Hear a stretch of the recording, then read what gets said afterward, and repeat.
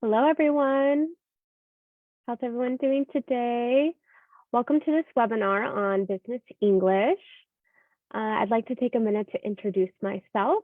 My name is Jacinda Higgins, and I am the International Program Specialist at Cal State San Bernardino.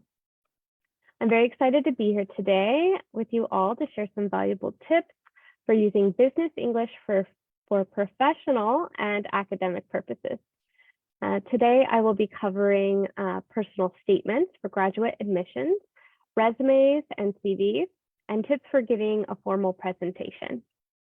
The skill set that I will be sharing with you today are applicable in academic and professional settings. So whether you're seeking admission to a graduate program or an internship at a career at a global company, this webinar is for you. So let's get started. So I'd like to start off with a very general definition of what business English is. So business English is a type of English which is used for specific purpose with a specific audience. It's used in professional, academic, and official settings. So the goal of business writing is to clearly define to your audience what you are trying to portray. Business writing consists of various types of documents, such as memos, proposals, contracts, financial statements, invoices, and emails, to name a few. Today, I'm going to focus on writing a personal statement for graduate admissions and a curriculum vitae or a resume. All right, when applying for graduate or professional programs, you may be asked to provide a statement of purpose or a personal statement.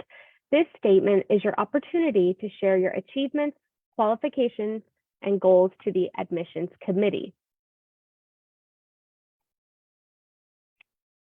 The personal statement is one of the most important components of your application, as it will tell the admissions committee who you are, what has influenced your career and academic path so far, your professional interests, and where you envision yourself in the future. Writing a personal statement generally falls into one of two types of categories: a general personal statement and specific personal statement.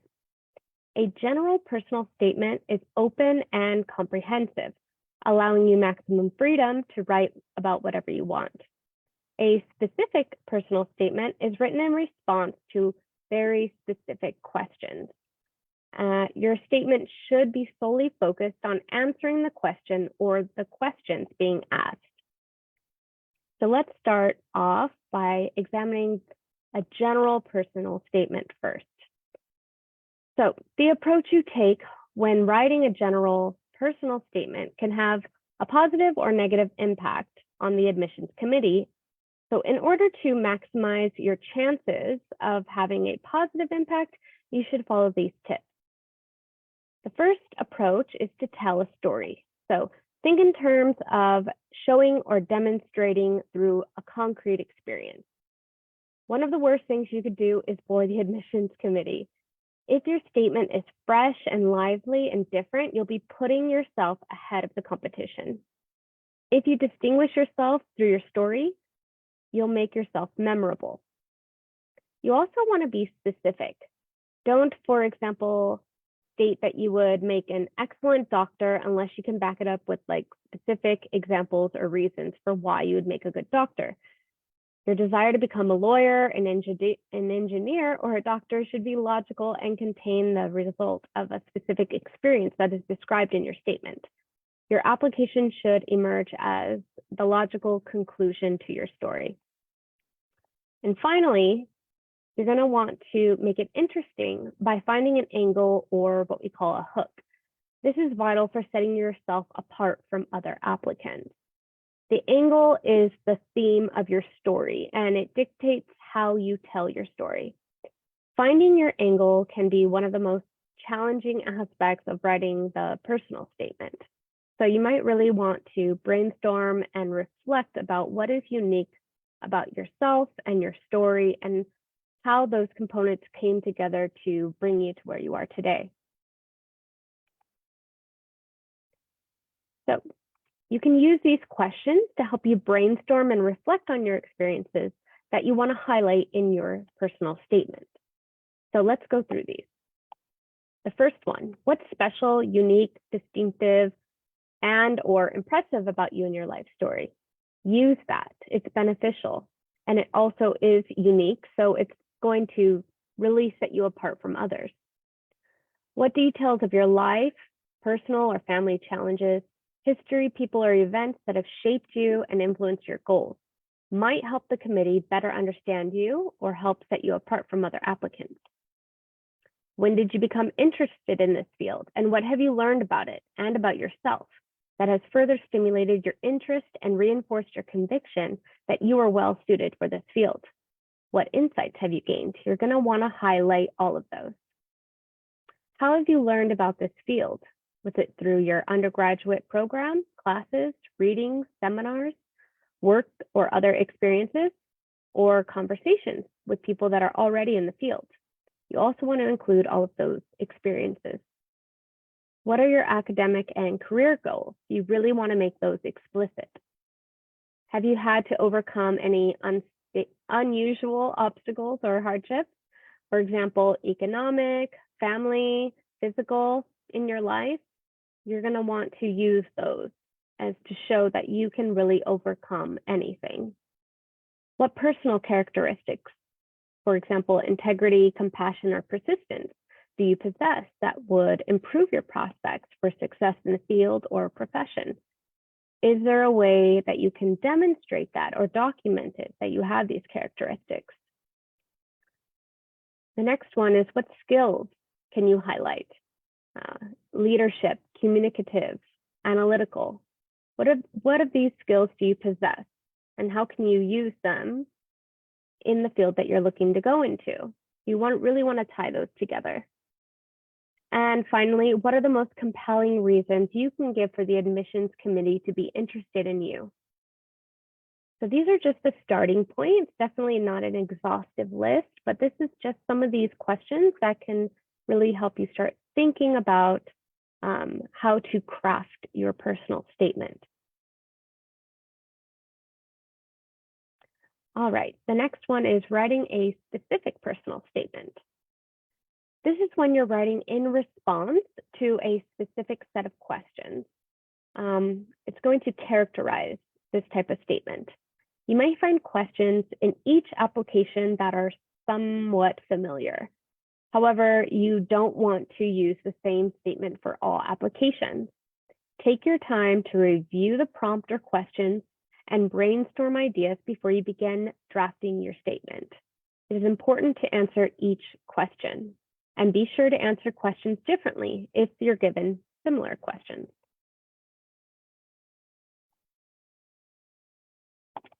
All right, so before writing your personal statement, it may be beneficial to create an outline of what you want to say to organize your thoughts.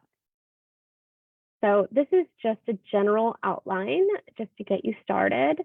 You're always going to want to start with an opening paragraph, body of the essay, and then a concluding paragraph. So what I want you to really do is concentrate on your opening paragraph. The lead opening paragraph is generally the most important. It's here where you're going to grab your reader's attention or lose it. This paragraph becomes the framework for the rest of the statement. You're going to talk about what you know. This is what we're going to fill in the body of the essay. The middle section of your essay might detail your interest and experience in the particular field, as well as some of your knowledge of the field. Be as specific as you can in relating what you know about the field, and use the language or jargon that professionals use in conveying this information. Refer to experiences, work, research, etc., classes, conversations with people in the field, books you've read, seminars you've attended, or any other source of specific information about the career you want and why you're suited to it. Since you will have to select what you include in your statement, the choices you make are often an indication of your judgment. So for your concluding paragraph, you're going to want to revisit all of those key points that you've already spoken about in the main body of your personal statement, and you want to emphasize them again.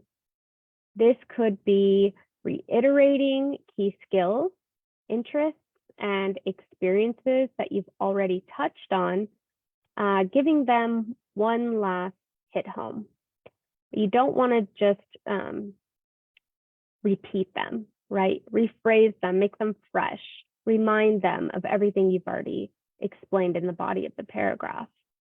And then you also want to leave something positive about the future. So you're going to be looking to the future in an optimistic way. To finish it off, it shows that you're goal-oriented and you've carefully thought about how this course, this graduate program, fits into your plans for the future.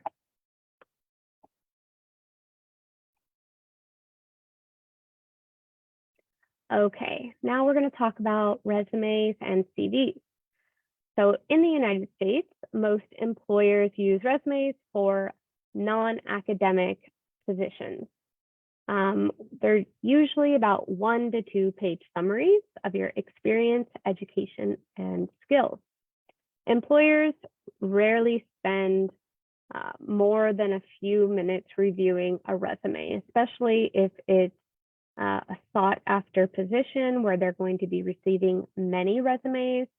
You really want to keep it short and relevant to the position. Successful resumes are concise with enough white space on the page and make it easy to scan. So how is this different from a curriculum vitae? So a CV is a longer synopsis of your educational and academic background, as well as teaching and research experience, publications, awards, presentations, honors, and additional details. CVs are used when applying for academic, scientific, and research positions. International employers often use CVs as well. So in regard to applying for graduate program, you would most likely want to use your CV. All right, so whether you're writing a resume or a CV, the format is pretty much the same. Required elements include a section for a header with contact information, your academic history, and relevant professional experience. You'll want to align your skills with the required qualifications for the position or graduate program that you're applying for. The header should include the best way to contact you, including a phone number and email address. Optional is social networking apps like LinkedIn can also be beneficial for employers, but they are not required. After this, your educational background, you're going to want to write this in reverse chronological order, meaning the most relevant, the most recent first. So you're going to want to list the name of the institution, your degree concentration, graduation date or your expected graduation date in the form of month and year, and your grade point average if it's higher than 3.5. All right, so after you've listed all of your relevant education background, you're going to want to list your professional experience, again, in reverse chronological order. Should include the name of the company or organization, the location of the company, your title at the company, followed by the dates you were employed, including the month and year only. If you don't have an end date because you still currently work at that position, then you can write the date you were hired until present. Then you'll want to include a brief description of your responsibilities at the company.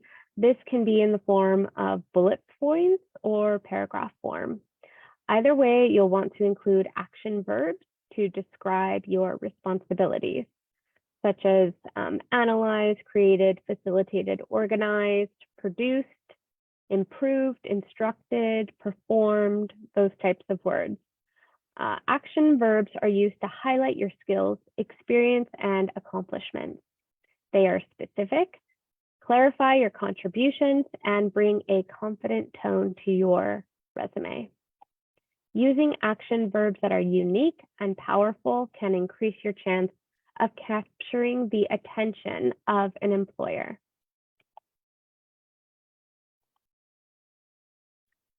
Okay, so what is the difference between a grad school CV and a regular CV? The main difference between a graduate school CV and a regular CV is that a grad school CV is written for an academic audience. This means that it will emphasize educational achievements rather than work experience. This might include academic areas like research, publications, grants, presentations, and conferences that you've attended. An academic CV should be very focused on the requirements of the academic institution and the specific program that you're applying to. It's important to make sure your grad school CV has everything required for admission.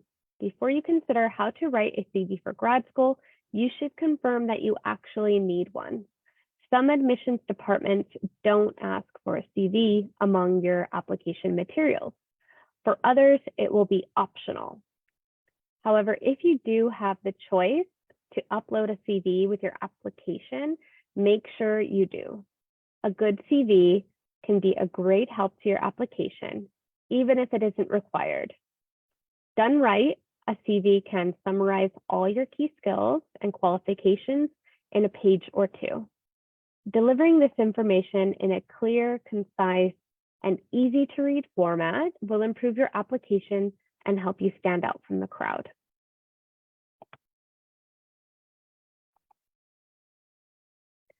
All right, so we're gonna move away from writing and move into giving a formal presentation. So an oral presentation is more than just reading a paper or a set of slides to an audience. How you deliver your presentation is at least as important in effectively communicating your message as what you say.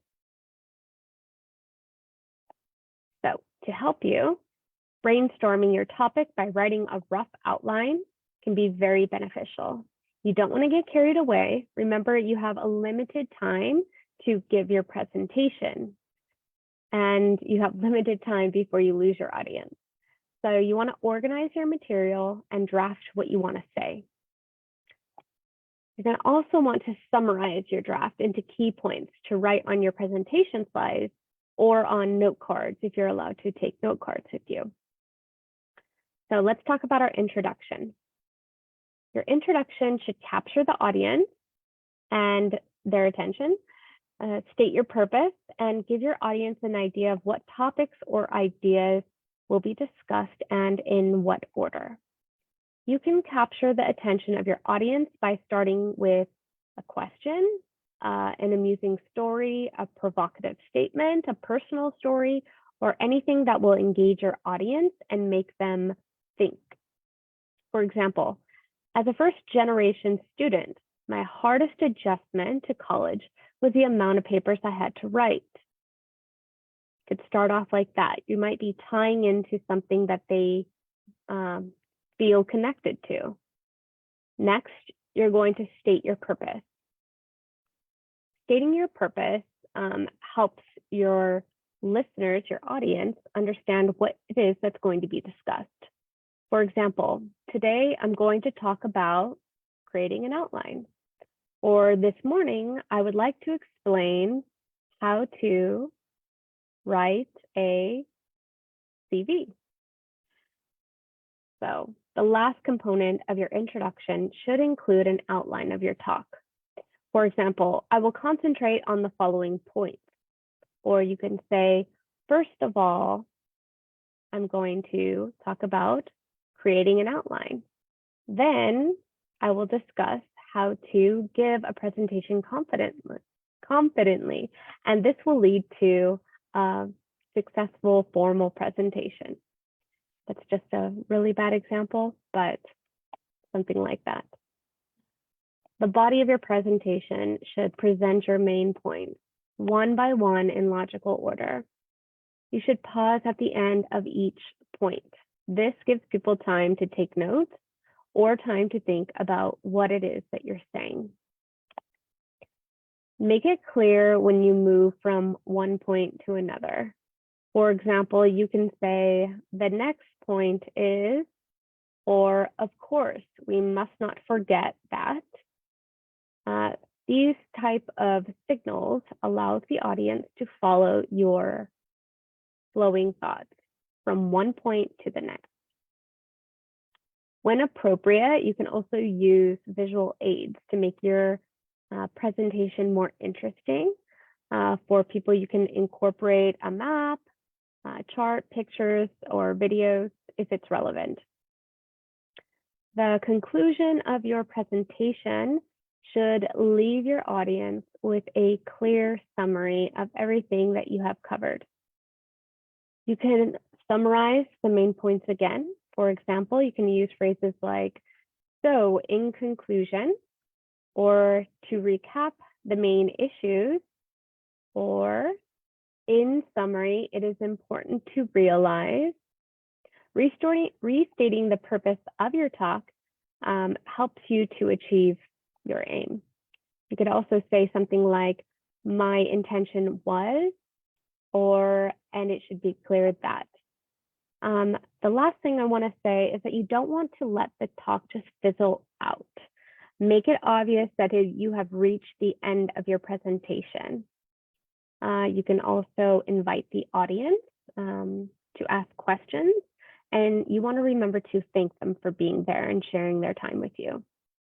When asking your audience if anyone has questions, you should give people time to contemplate what you have said and to formulate a question. It may seem like an awkward pause to wait 10 seconds or so for someone to raise their hand, but it's frustrating to have a question come to mind and then be cut off because the presenter has rushed to end the talk. So give them a little time to think about it, about 10 seconds or so, right? We want to give people time and be patient, because sometimes people can be shy to raise that hand.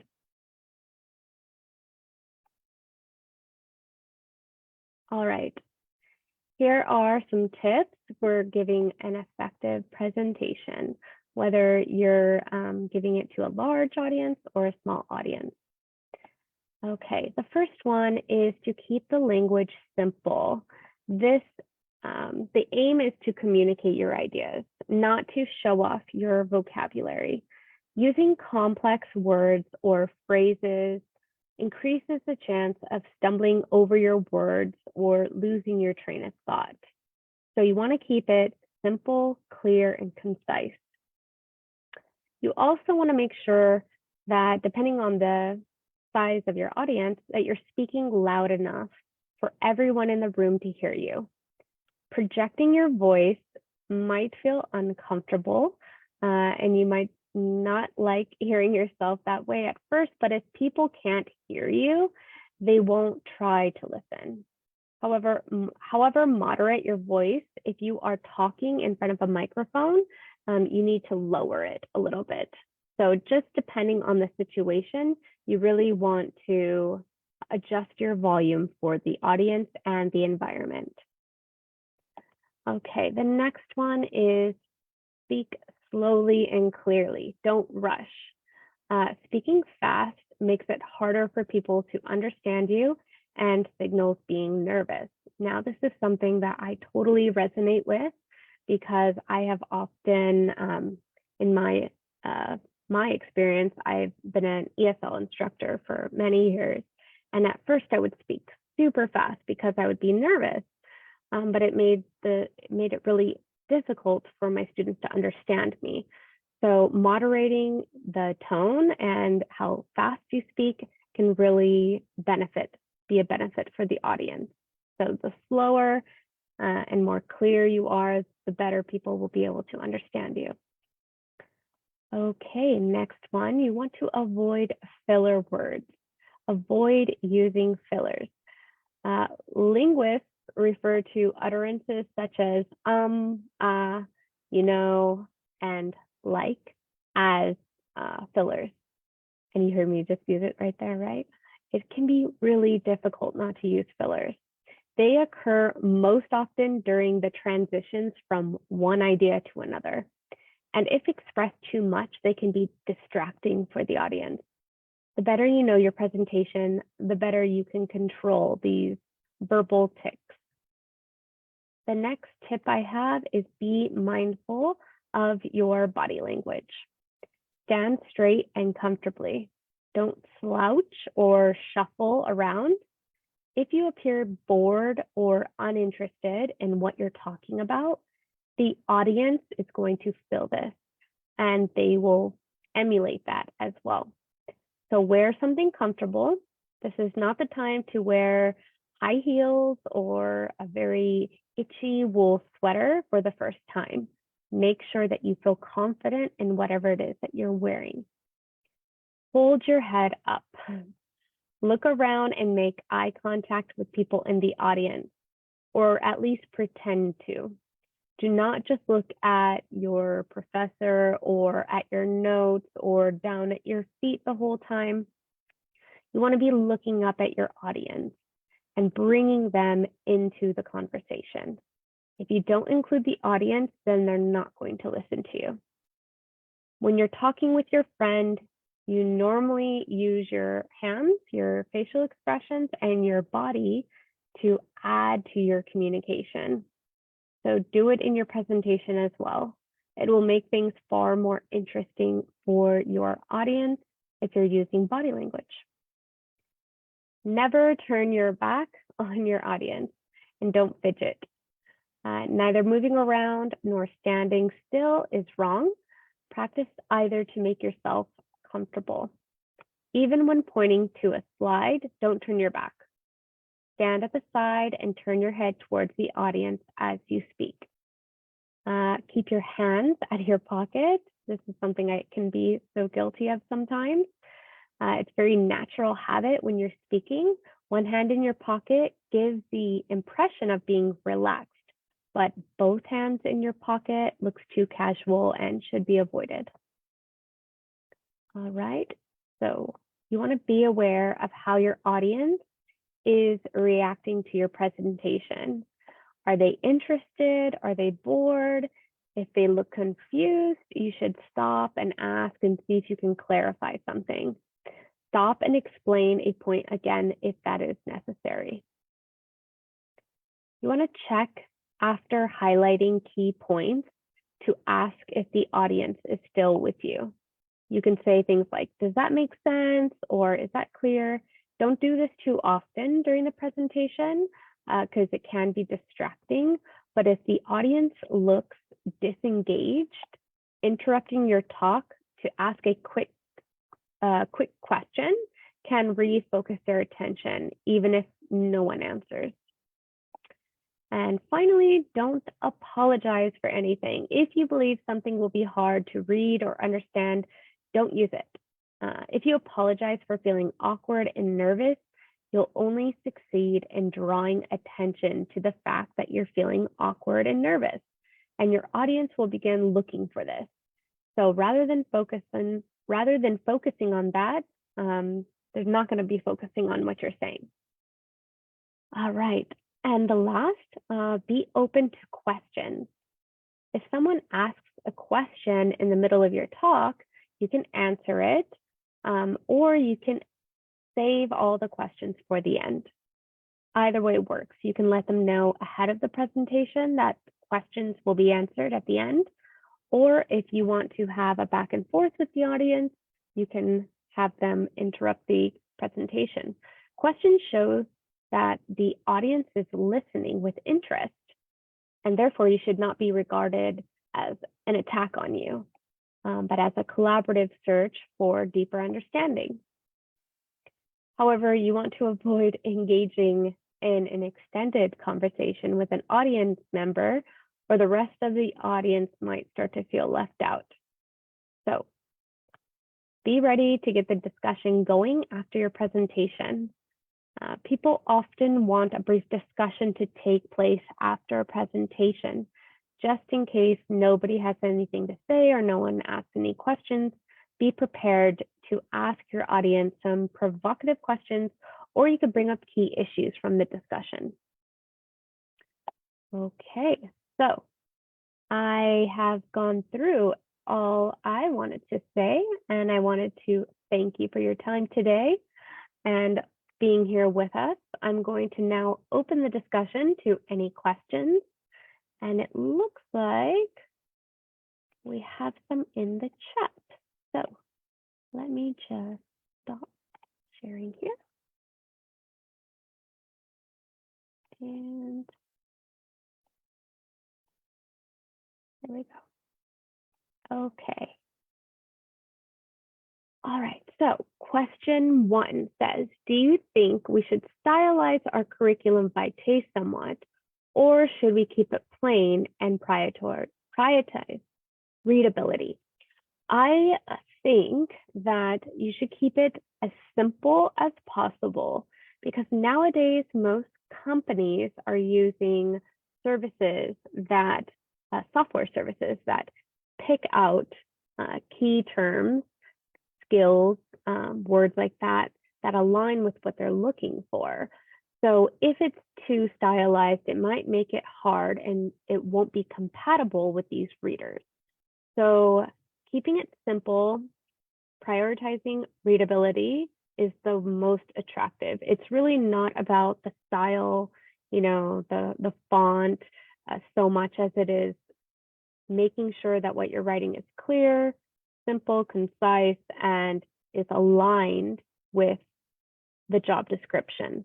So really doing your research ahead of time and aligning what they're saying they need in a candidate and adding that, updating your curriculum vitae. You don't want to fictionalize your skills, but if they are relevant and those are key skills that you already possess, then adding those to your resume will streamline you to interview. So I would definitely suggest that. Should a profile picture be included in your CV? That is such a good question. In the United States, it is not common to have a picture on your resume or your CV. Now, I know that when I worked in Korea, it was very common. So it's just a little bit different depending on the work culture, the professional culture there. Neither is right or wrong. It's just that in the United States, we have a lot of laws prohibiting discrimination based on race, gender, age. So it's discouraged to add a picture to your resume so that there's no bias in the hiring process. So speaking from my experience, I would suggest not to include a picture. But again, it's going to depend on the context and the environment. All right, question 3. What should I do if I get nervous in front of people when giving a presentation? You know, it's so normal to get nervous. I get nervous. I'm nervous now, right? It's just breathe through it. Believe in yourself, believe in that you know what you're saying. It goes a long way. So if you feel really nervous, overwhelmed, just taking a moment to take a deep breath and recentering yourself goes a long way. And practicing ahead of time can also help with the nerves a little bit. It makes you just feel more confident and prepared. So the more you prepare, the less nervous you'll be.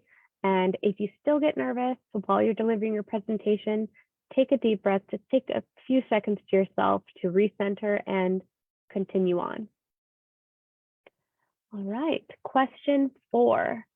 What is your opinion on the use of slideshows in a presentation? How much visual stuff would you deem to be too distracting or too overwhelming? Those are both great questions, and I would say that it depends on the topic and your audience. So for example, I like to use visuals as an instructor because we have, there's different learning styles. Some people are visual learners, some people are auditory learners. So you want to have a mix of all.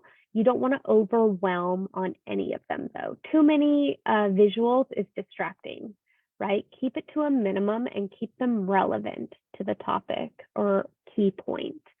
But not having any visuals can be very isolating for someone, for people in your audience that are visual learners and they need those visual cues. So I would say try to strike a nice balance.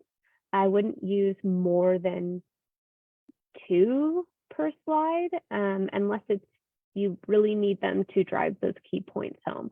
If you need more than 2 visual aids on a slide, I would create a new slide.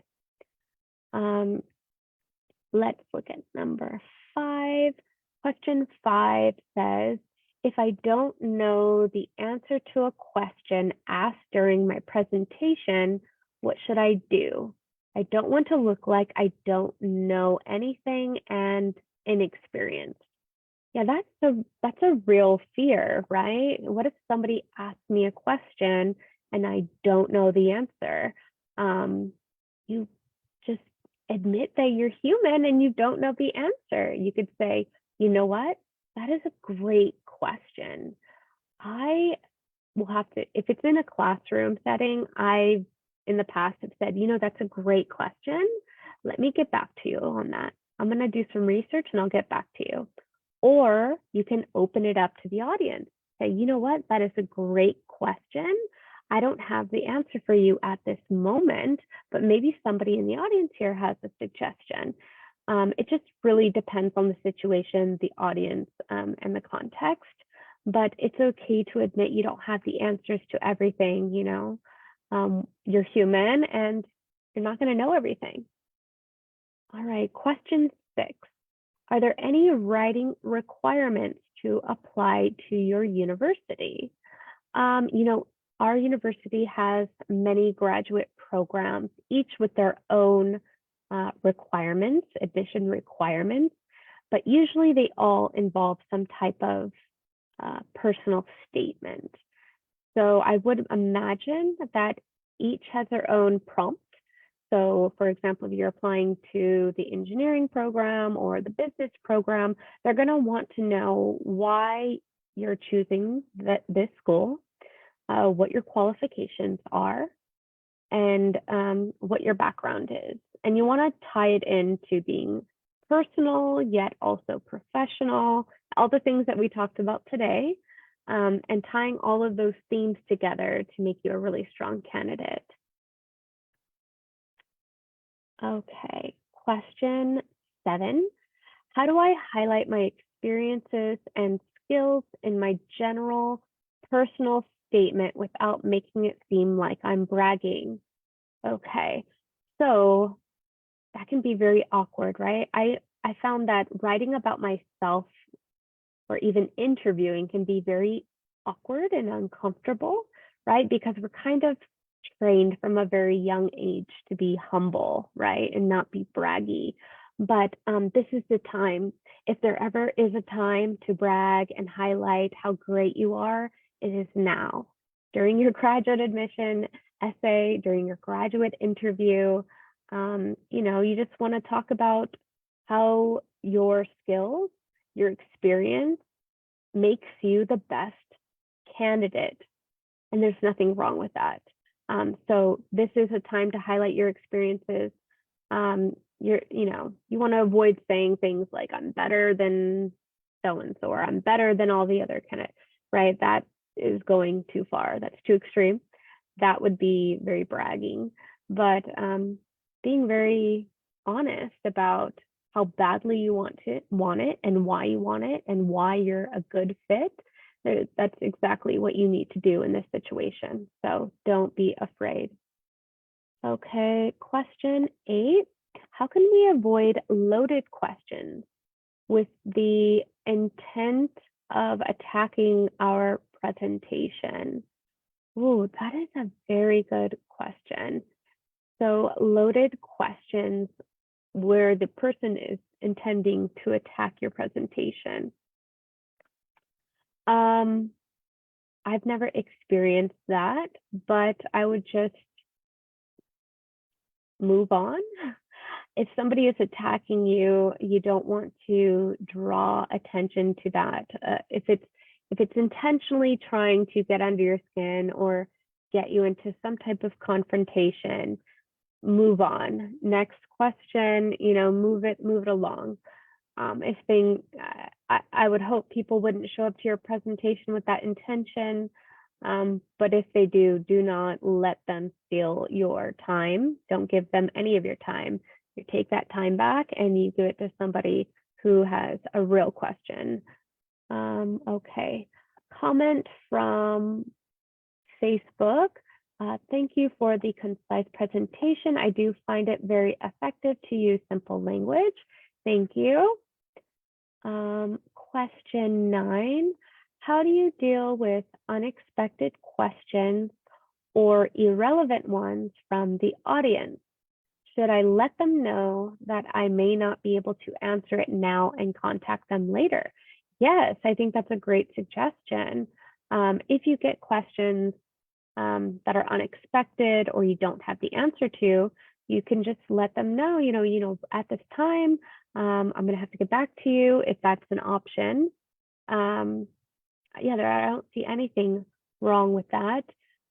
Irrelevant questions. I mean, as a teacher, we always say there are no wrong questions, no irrelevant questions. I always tend to say, that's a very interesting question. I don't, that's not directly related to this topic. However, and try to redirect it, reframe it that way. So you're not really making anyone feel uncomfortable. Okay, let's see, question 10. Should I leave question and answer part at the end of the presentation or encourage questions along the way? It really is up to you, personal preference. It depends on the audience, the time as well. If it's going to be distracting for you to have people yelling questions out while you're trying to give your presentation, then save it for the end. And you can let them know at the beginning that there will be time at the end of the presentation for any questions that they have.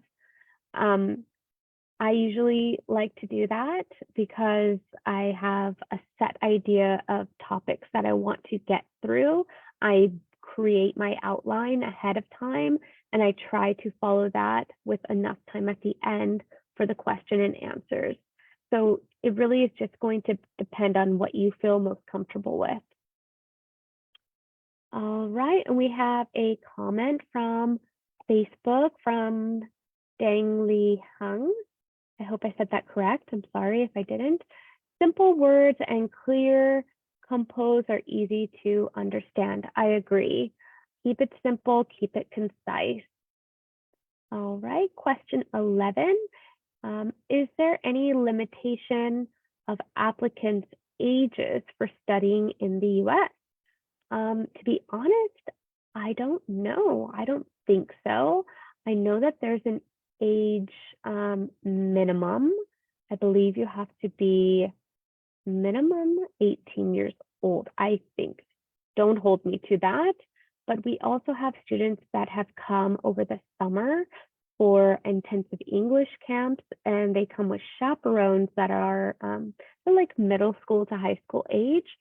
So those are non-degree seeking students. I don't know what the age limitation or minimum is for degree seeking students. That is a great question. Question 12. Hello, I am Hong Si Hyung. Sorry again if I slaughtered that. I'm a poor farmer and barber in Vietnam. I learned myself in English. I advise everyone listen to English music and read English newspaper and talk with Westerners. Thanks.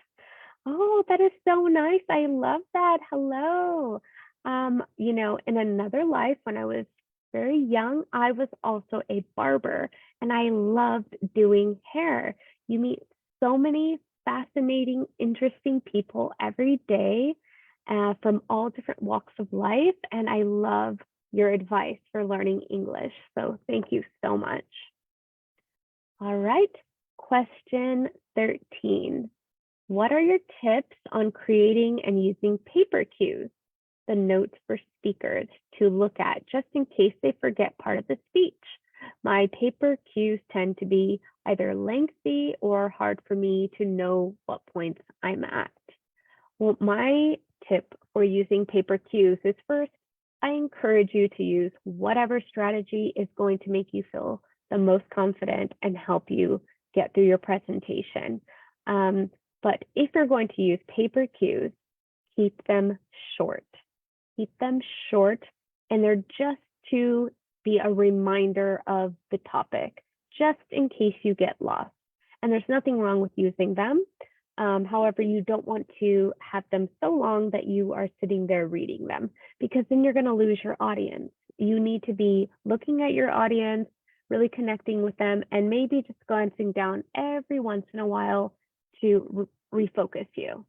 But yeah, it might be hard to know what point you're at just because there's so much information. If you create bullet points that will help you follow like an outline, that might be a little bit more beneficial. You might have more success with that. Okay, and then I have question 14. Does your university accept international students? Are there any scholarships for international students? Okay, so for the first question, yes, we do have a great international program here, which has different pathways depending on what you're interested in. As to the scholarships, I know there are scholarships out there, but specifically what our university offers, I don't know.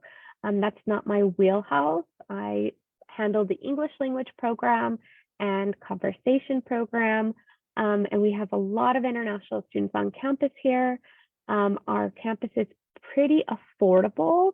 We're a state college, so the tuition is very low compared to other universities in California. So the scholarships typically are reserved for domestic students. However, I do know that there are scholarships out there. I just don't know if they are offered from our university specifically for international students. Sorry, I couldn't answer that completely, but I have to be honest. Okay, question 15. I struggle with writing the cover letter. I don't know if I should repeat the information on my CV. What should I include in the cover letter? That's a great question. So your cover letter is also an introduction to who you are, but it's writing it to whoever the hiring manager is, if you can get that information. If not, you can always just address it to whom it may concern, or dear sir or madam. And you want to include, I saw your position listed on, LinkedIn or a government website, wherever you found it. Make sure you kind of mention where you found it. And I'm so excited to send my application in for this position. The second paragraph should usually be tailored to a little bit about your experience and how that ties into this new job. So roughly maximum 5 sentences.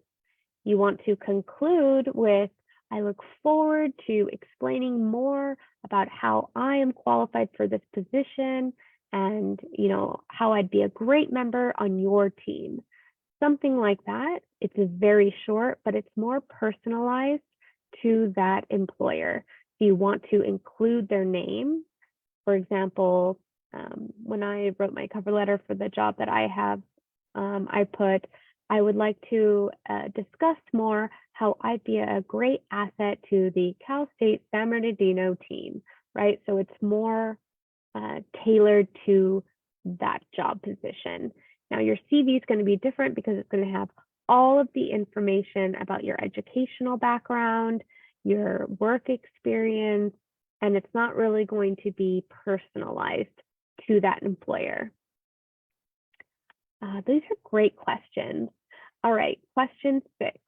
What techniques have you used to speak slower when giving a presentation, even when you're getting too nervous? Honestly, I just have to be mindful. I have to check myself a few times, like, okay, in my head, obviously I can't do it out loud, but I just think to myself, am I going too fast? Maybe I need to take a breath in between. I start to notice I get nervous when I start tripping over my words a little bit. So if you find yourself doing that, that's a signal to yourself that you should maybe slow it down a little bit. Once you slow down, you'll be able to catch up a little bit on where you're going to be. So I always just try to be mindful in my head of what I'm saying and what I'm doing, and then take a breath and then continue on. So don't get too much in your head though, because you might get anxiety from doing that. So just a little check and then moving right along. Question 17.